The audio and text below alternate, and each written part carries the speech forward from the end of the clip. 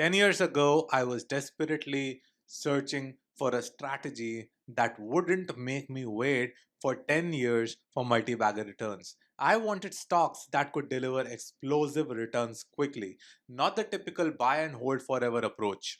But here is what I discovered: several explosive growth stocks actually fail miserably. Therefore, I had to find a way to separate the winners from the losers. And that's when I stumbled upon William O'Neill's book, How to Make Money in Stocks, and his canceling system. But here's the thing: I didn't just read it and apply it blindly. I adapted every single principle for Indian markets, tested it with real money, and refined it over 6 years. The result: my portfolio jumped 40 times, not 40%, not 4 times, 40 times my original investment. Today, I'm going to break down the most powerful principles from this book, not as theory, but as battle tested system that actually works in Indian market conditions. This isn't about Warren Buffett's patient value investing. This is about catching multi baggers during their explosive growth phase. It actually started a little differently. I first came across Mark Minervini in one of the Market Wizards book. Mark is a phenomenal trader, and when I was reading him, it struck me that Mark was doing in trading exactly what I aspired to do in investing: finding stocks that don't make you wait forever for big moves. That led me to his book, Trade Like a Stock Market Wizard, where he breaks down stage analysis brilliantly, building on the foundation laid by William O'Neill. All stocks that show massive moves follow a predictable pattern. Stage 1 is accumulation. The stock is in a long consolidation phase. Momentum investors are not interested. This phase is reserved for insiders and deep value investors who have superior knowledge about what is coming next. But then stage 2 happens. This is the markup phase. This is where the major multi-bagger move occurs, led by a catalyst. Could be new product, explosive earnings, new management, new market entry, acquisitions, big orders, or several other catalysts that are there. This is the stage I'm most interested in. Then comes stage 3, which is distribution. The stock's move is exhausted. It seesaws near the highs as smart money starts distributing to retail investors who are just discovering the story. And finally, stage 4, the decline becomes inevitable. The fall happens as the story plays out and fundamentals can't support the elevated prices. My strategy: catch stocks transitioning from stage 1 to stage 2, ride the entire stage 2 move, and exit before stage 3 become obvious. And that is exactly what William O'Neill's book helped me formulate. Here is what O'Neill discovered through empirical study. Most multi-bagger moves or stage 2 moves happen when a company's earnings are growing explosively. But, and this is crucial, not all explosive growers become multi-baggers. The market favors some over the others. This book lays out the exact principles to identify explosive growing stocks that are favored by the market. And the most important parts: current earnings, newness, institutional sponsorship, and relative strength. If you're not aware of these jargons, just bear with me for a moment. I explain them in a simplified language later in the video. But here's where it gets interesting. How do you adapt each of these for Indian markets? That's a real challenge I had to solve. The C in Cancelim stands for current earnings, where fortunes are made. O'Neill's research was crystal clear. Stock that went up 100%, 200%, or even 1000% showed earnings growth of 70, 100, or even 200%. Not 10%, not 20% growth, where we are talking about explosive, eye popping numbers.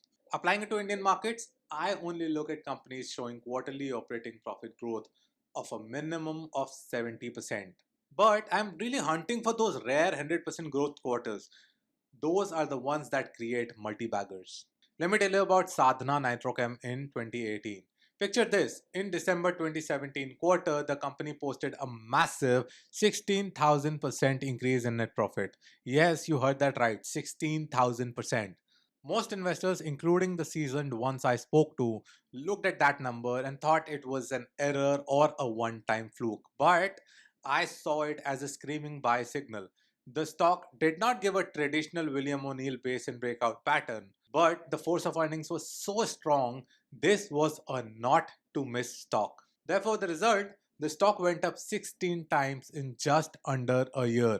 So here is what you need to do. Set up your stock screener to filter companies with 70% plus growth in operating earnings.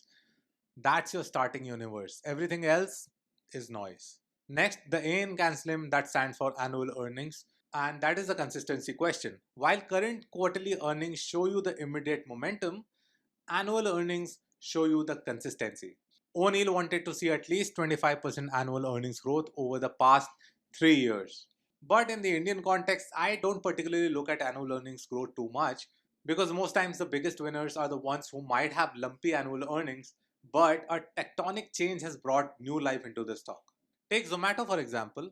The annual earnings performance was not too great because it was making losses. However, it posted its first quarterly operating profit in June 2023 quarter. The stock was near 100 rupees then and went up 3 times in 1.5 years.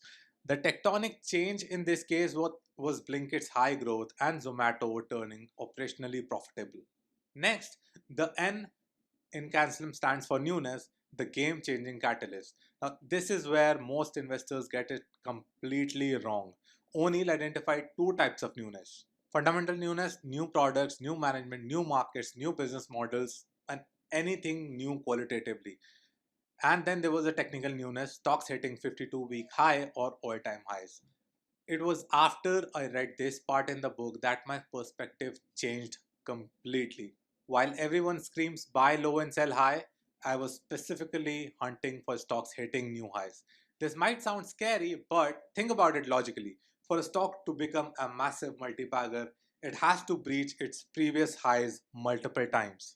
Let me paint you a picture with Tanla platforms during COVID. At the height of the fall, the stock was down 60% from its recent high, touching a low of 37 rupees. Most value investors would have been salivating at that price. But it became only investable for me at 175 rupees when it hit a new high after posting a phenomenal quarter of earnings. It was already up almost 5 times from the low. Most investors looked at that data and abandoned the stock. In fact, I've seen seasoned fund managers use this exact metric to discard stocks. But it checked all boxes in my system, and the system was right. The stock later went up 11 times from my buy price of 175 rupees. This is why new highs excite me instead of scaring me. In my system, I don't have to put any extra effort to identify fundamental newness, as the explosive quarterly earnings lead me there. Now, the S in Cancelim stands for supply and demand, the float advantage. Now, O'Neill preferred companies with smaller floats. Fewer shares outstanding meant less supply, and therefore, when demand increased, prices could move more dramatically. Indian market reality, I focus on small cap and mid cap stocks with reasonable floats, but more importantly, I look at high promoter holding. High promoter holding with increased institutional participation is a powerful combination because when these institutions or large investors come to buy the stock, there will be too little supply, therefore, forcing them to bid the prices up. The L in Cancelim stands for leader and laggard, that is, you only back the winners. This ties directly to relative strength, which I will cover in detail a little later. But the principle is simple: buy the leaders in strong industry groups, not the laggards hoping for a turnaround. Last, the I in Cancelim, institutional sponsorship, you have to follow the smart money. Here is the challenge in Indian small caps. Traditional institutional sponsorship isn't always a good indicator for Indian markets because most large institutions enter small caps only after they are well known and have grown significantly in size. Therefore, I look for marquee small cap investors like Mukul Agarwal, Ashish Kacholia, Madhusudan Kela, and others. These are the guys who specialize in finding hidden gems in Indian markets before big institutions wake up. But here is my contrarian approach. Even when these investors aren't in the stock yet, I'll still invest if everything else checks out. Some things they enter after I do, and that is perfectly fine. I'm not scared of being the first smart money in the stock. Lastly, M, the market direction. Don't fight the tide. O'Neill was clear even the best stocks struggle in bear markets. You need the overall market direction on your side.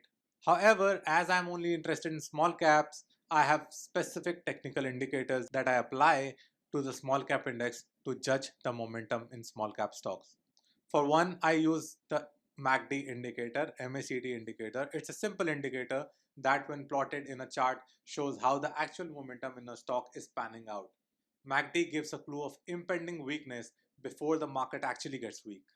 For example, in the current fall, the markets kept hitting new highs throughout 2024, but the MACD indicator peaked in February 2024.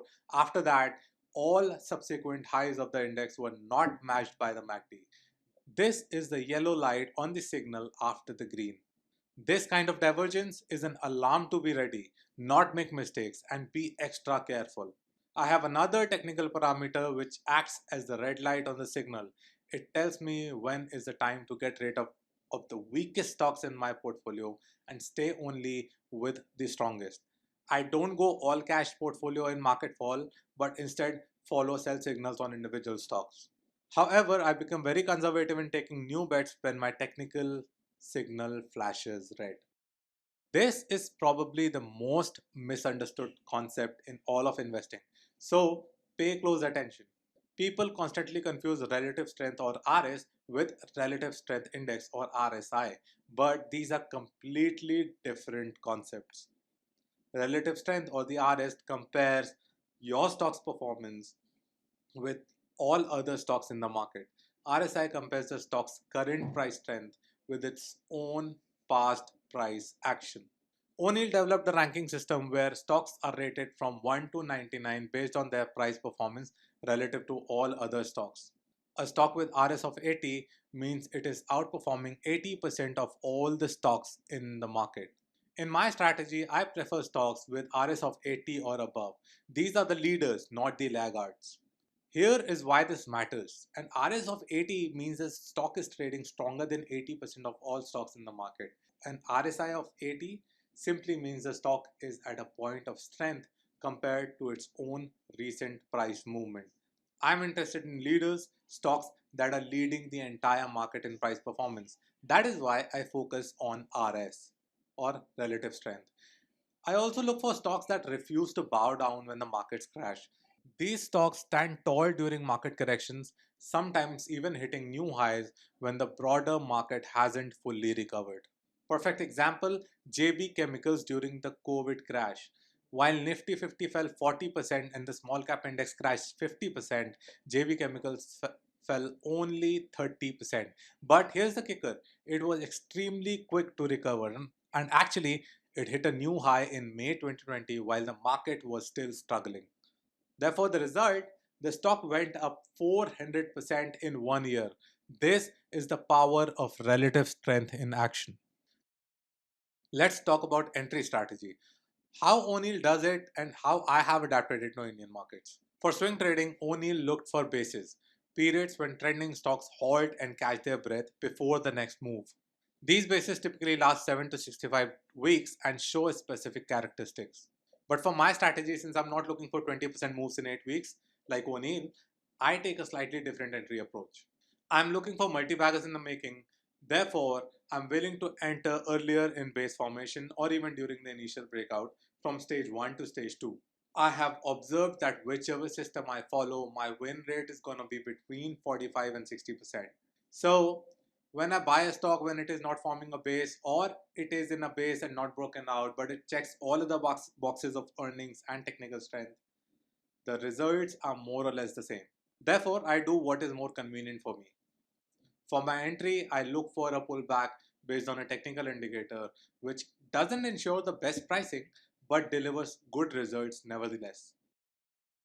Here is the biggest weakness in O'Neill's book. The selling rules aren't strong enough. Therefore, I developed my own system to stay in multi-baggers for the longest time possible. At the peak of any stock's run, everything looks rosy. Earnings look fantastic, the hype is at the maximum levels, brokers are initiating coverage in droves, and everyone is talking about the stock that nobody knew 2 3 years ago. But these are actually warning signs that the stock has run its course.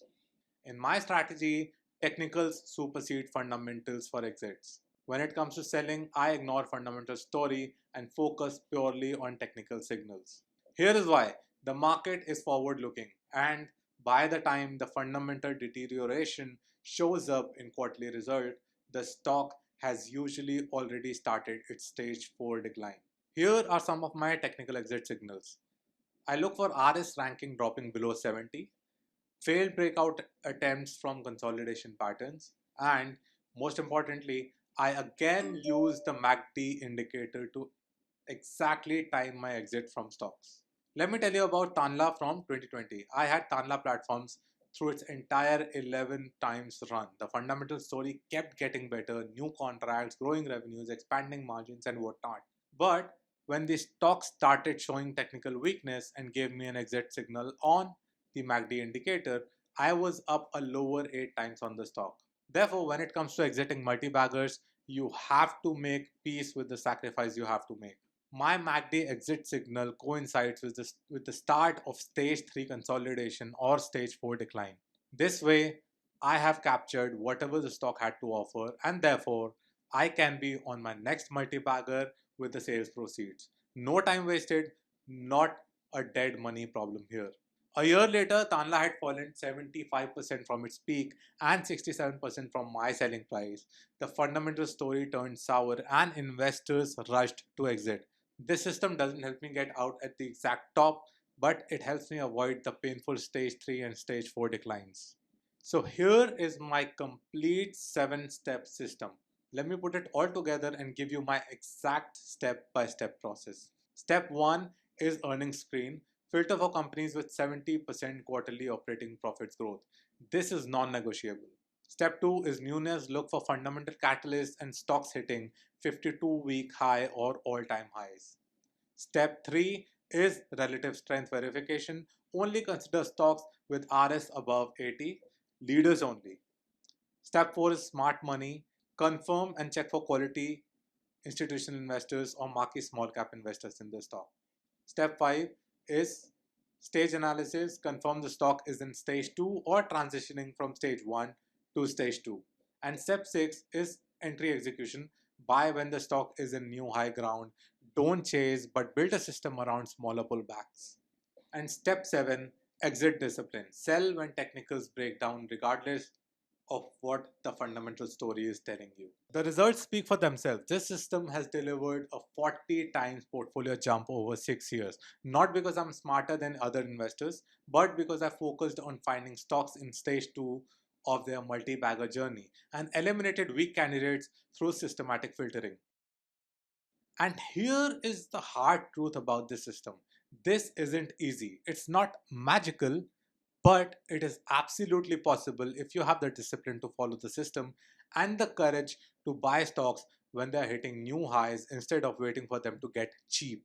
The difference between me and most investors, I'm not trying to be right about everything. I'm trying to be right about the few stocks that can change my life. For example, most of the money I have made in last 6 years would have come from 5 massive winners. Because I follow a concentrated portfolio approach, every winner adds a lot to my wealth. If you want me to break down Mark Minervini's book and show you the additional stage analysis techniques I have borrowed from this system, drop Mark Minervini in the comments below. Some aspects of my investing system are also inspired by his 2 books, Trade Like a Stock Market Wizard and Think and Trade Like a Champion. There's a lot more depth we can explore there. Remember, my goal with this book was to look for stocks in stage 2 of their multi-bagger move, eliminate the weak candidates, and work only with stocks that have the best chance to succeed. It took me time to perfect this system, but when I was done, the results were phenomenal. Here is what you need to understand. This system works because it is based on how markets actually behave, not on how we think they should behave. Therefore, if you implement this with discipline, you can achieve similar results. But remember, it requires you to go against conventional wisdom. It requires you to buy strength instead of weakness. Most importantly, it requires you to trust the system when individual stocks don't work out.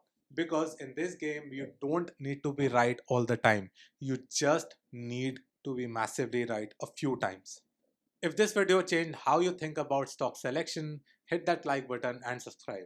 I share these real world strategies because I know they work. I have proven it with my own money over 6 years. Thanks for watching, and remember, In the stock market, it is not about playing it safe, it is about being smart with calculated risk. So, stay sharp.